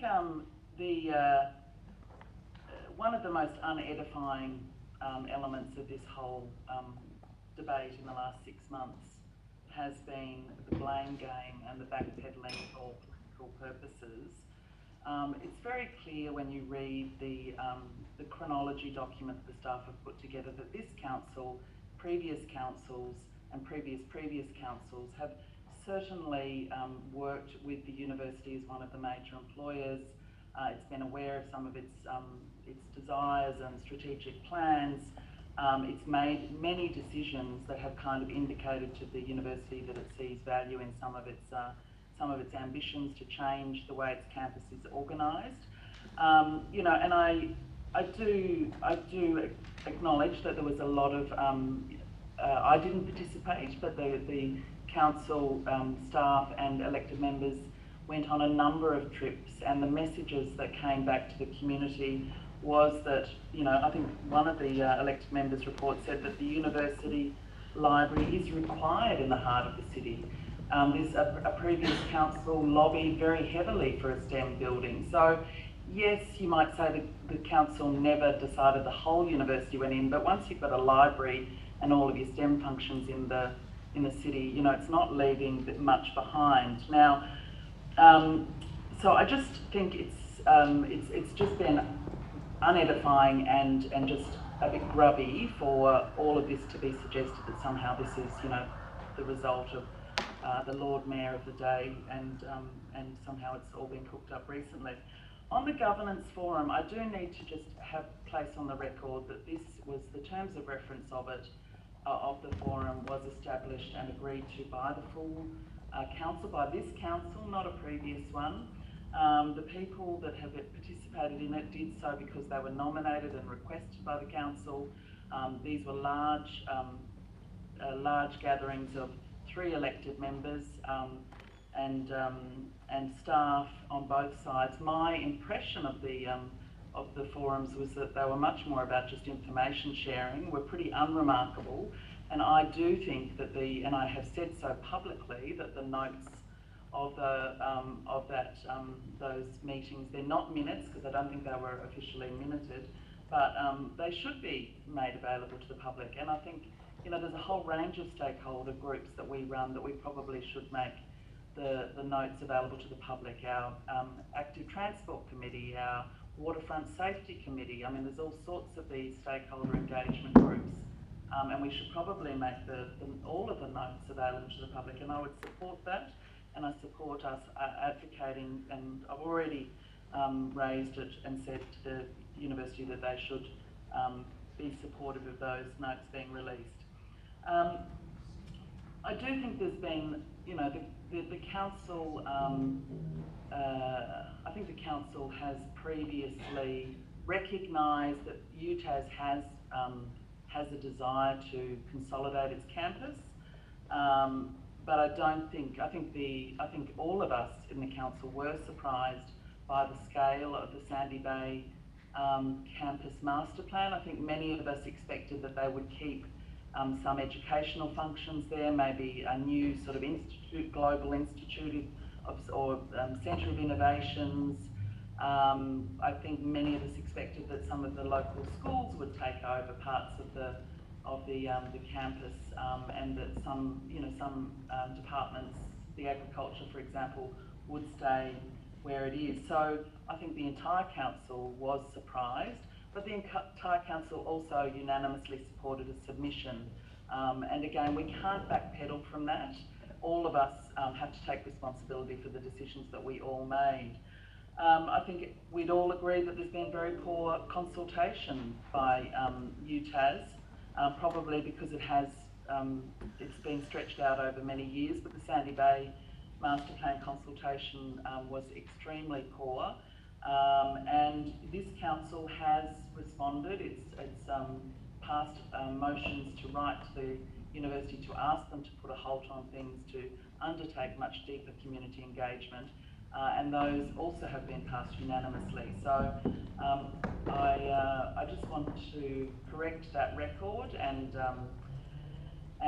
say that I think the Deputy's motion does provide a good response to all of the work of the community in their raising their concerns. There's more work to do, and no final decisions have been made. Certainly the council has not approved the Sandy Bay planning scheme amendment or any master plans, and there is still a lot of discussion and decisions ahead. and also obviously the Legislative Council inquiry, you know, is an important piece in all of that as well. Thank you, Chair. Thank you, Deputy. I'm going to start by saying this. The first thing I'd like to say is I actually feel sorry for our new CEO, who was actually had all these decisions over a number of years thrust upon her in her new role here. So you know, I just hope that no one sort of takes into account, well, let's also try and blame our CEO, but the CEO predominantly inherited a lot of what decisions were made in the past. I'd like to also point out I was on the government's forum in question. I was put on there as the Chair of Finance. I attended 2 meetings and refused to go to any further meetings. I made it very, very clear to the former General Manager why I didn't want to continue on, and I won't make that public at this point in time. The thing about it is, you know, there's people calling for it's being disbanded. Well, to my point of view, once I stopped going, I personally thought, well, it should be disbanded because you haven't got the Chair of Finance on there, which is a very important component.